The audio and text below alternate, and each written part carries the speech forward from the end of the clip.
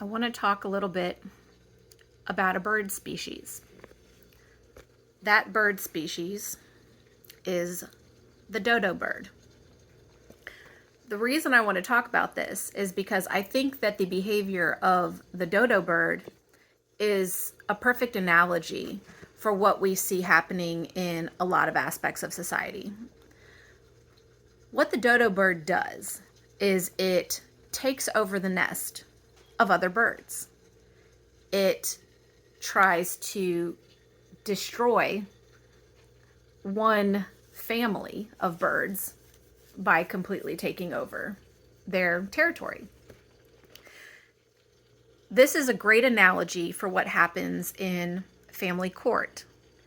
It's a great analogy for what happens with one side of a family, whether it be, the other side of the family or even your own side of the family, when they try to take on more than they should and interfere more than is appropriate in a certain family setting. So when you keep that in mind, if you're on the receiving end of bad behavior from other people, where it's very evident in the way that they're conducting themselves that they're really just doing absurd boundary violations of a family system, try to keep in mind that they are behaving like dodo birds. This is just a healthy way, I believe, to frame the situation in your mind so that you don't get provoked to anger, so that you don't get provoked to rage.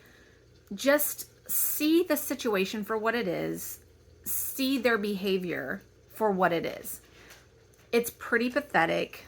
It's not really something that you should get too worked up about, because in the grand scheme of things, what tends to happen when people do this sort of conduct to other people, karma just kind of has a way of working it out. And when you're on the receiving end of that sort of boundary violating behavior and that abusive conduct, just stay in prayer. Just know that eventually these people that are doing that, they're going to face their own consequences. And just try to steer clear of that when it inevitably happens, because really it's just a matter of time. People that violate others' boundaries in absurd ways ultimately experience the same in their own lives. Just depends on, when that occurs. It could be soon, it could be, decades down the road. But I've never seen people do that to other people and not have it catch up with them at some point in life. I'm not saying that you would wish that on them.